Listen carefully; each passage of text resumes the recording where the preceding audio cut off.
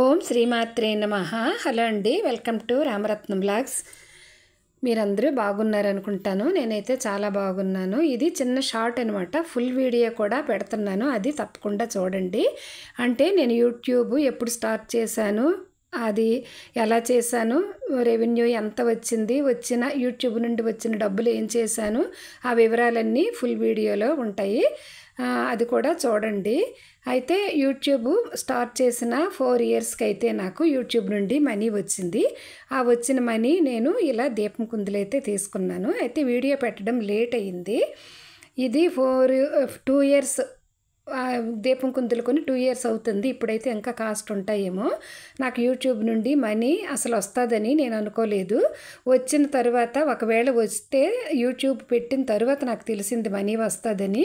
ఒకవేళ వస్తే కానీ నేను బాబా మందిరంకి కుందులు ఇచ్చేస్తాను అని మనసులో అనుకున్నాను అనమాట. ఆ విధంగానే యూట్యూబ్ మొదలుపెట్టిన 4 సంవత్సరాల తరువాత అయితే నాకు మనీ వచ్చింది.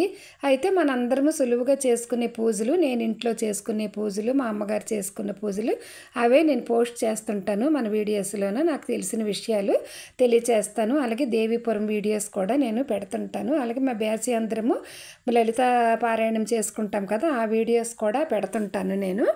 అలా పెట్టడం వలన ఛానల్ పెట్టిన 4 ఇయర్స్కి అయితే నాకు మనీ వచ్చింది. వస్తే ఈ దీపం కుందులైతే నేను తీసుకున్నాను. అప్పుడు నాకు 8,500 ఎంత గుర్తులేదు వచ్చింది.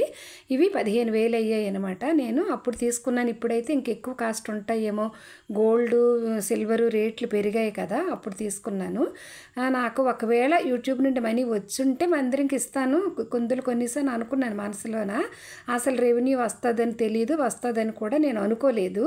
అందుకని ఆ ఫుల్ వీడియో నేను ఎప్పుడు స్టార్ట్ చేశాను, ఏ వీడియోస్ పెట్టాను అన్నీ పెట్టాను. ఫుల్ వీడియో అయితే చూడండి. Thank you for watching.